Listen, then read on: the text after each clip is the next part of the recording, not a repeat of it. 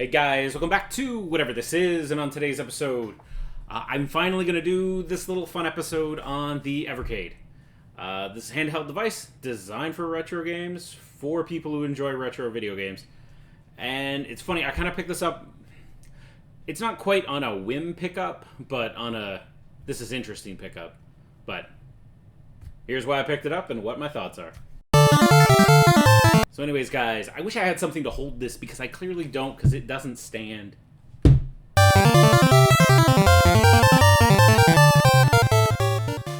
So anyways, guys, welcome back to this.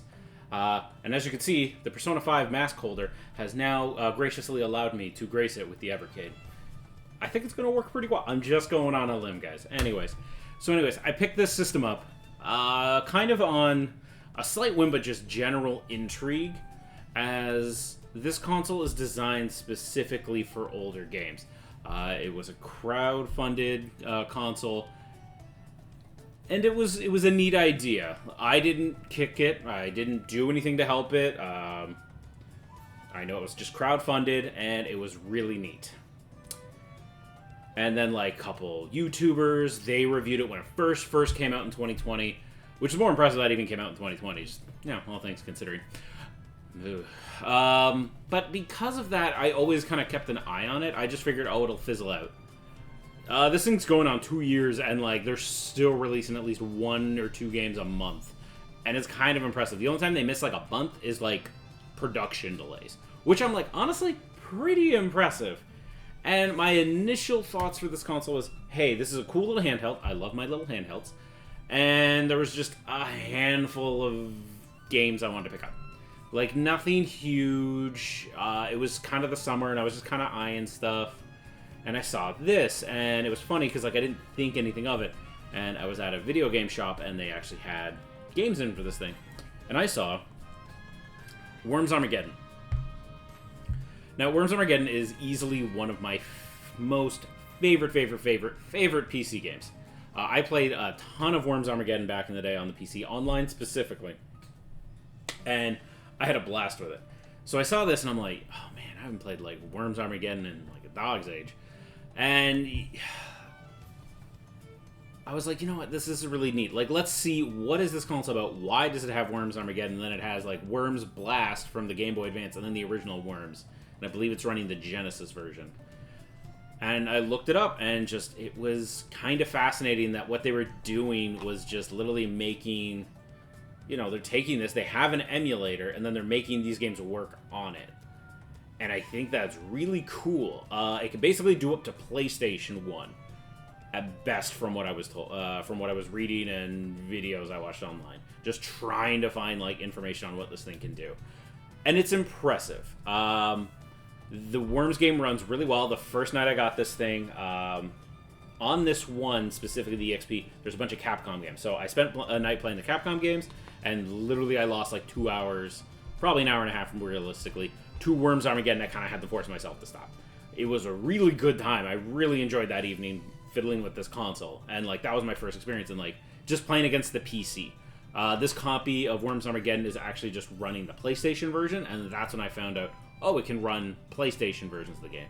So the PlayStation version isn't the best one out of the batch, but hey, it's decent. Nothing can be the Dreamcast, because nothing will be the Dreamcast. The second one I picked up I picked this up, A, because it was used. The store actually took in used copies of this console.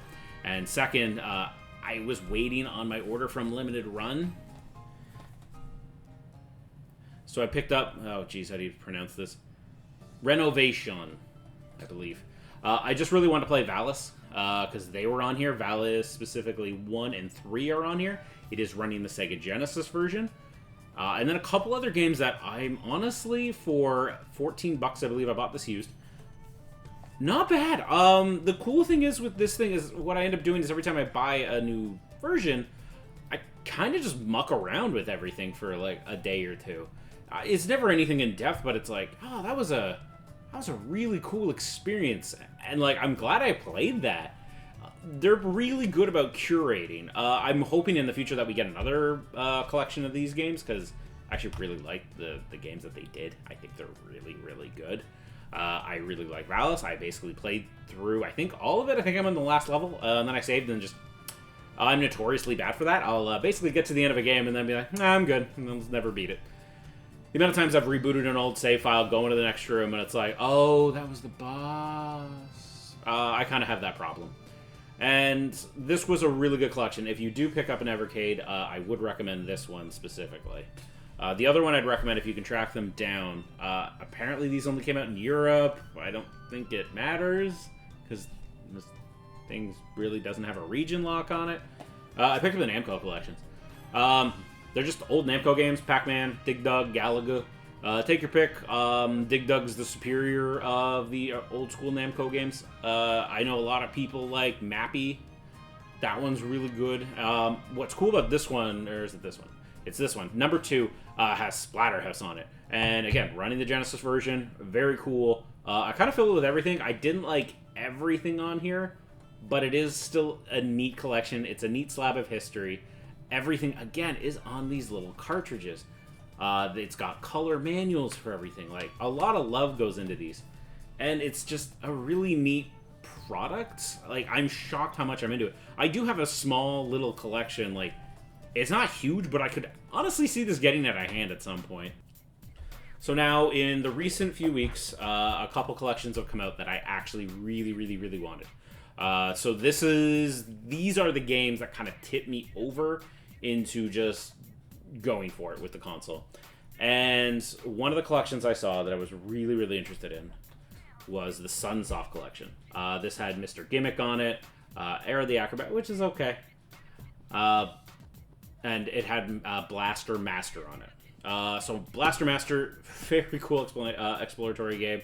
You have a little shipy drive around it, and then sometimes you get out, and then you do like little walk around segments, a little pea shooter. Super fun, great game. And again, easy way to support the actual developers. And I understand this is a niche product, not everyone's going to get into it. But if you do, the Sunsoft collection is really good.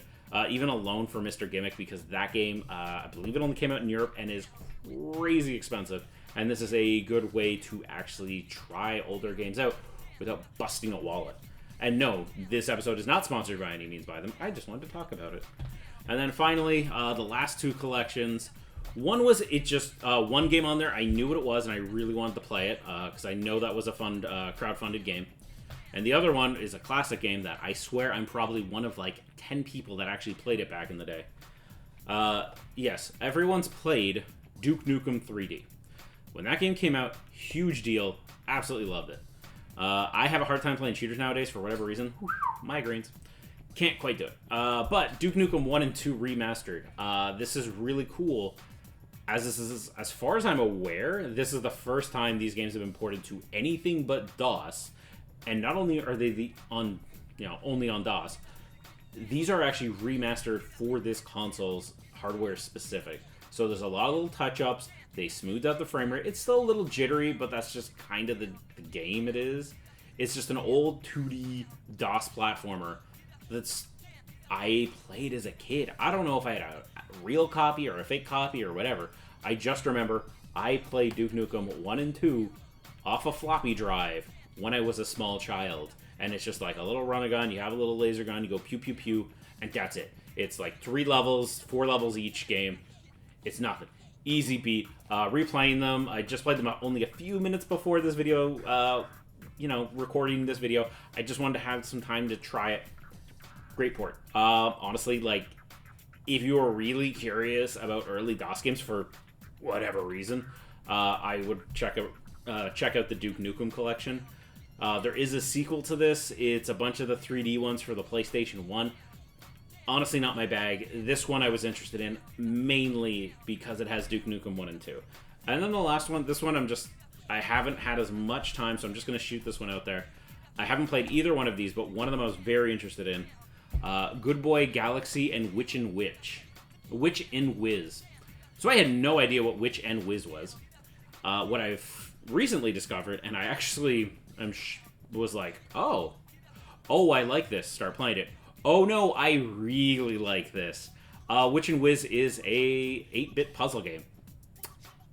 And a good one at that. Oh no for me. I can just lose time to those kind of games, so I tend to be a bit more mindful of my time with them. But super fun. Never played it, never heard of it before.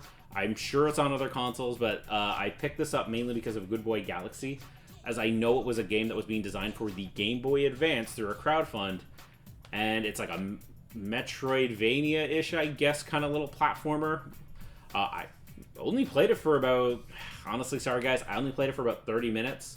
I really did like it. I'm probably going to go back do more. If I beat it, I'll obviously make an update. I'll put it at the end of my year video, and I'll check it out. But, like, they're getting releases like this on this console of, like, 8-bit, 16-bit adventure games for, like, the GBA.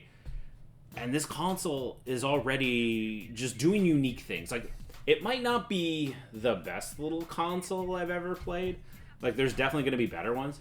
But this is a really unique one. And I can see why so many YouTubers, there are some where, like, hey, they've sold off their collection, but hey, they're still buying these games because they're just, like, they're really unique and kind of cool. Like, they like what they're doing. And it's a cool way to support companies and, like, getting these games out there, at least trying.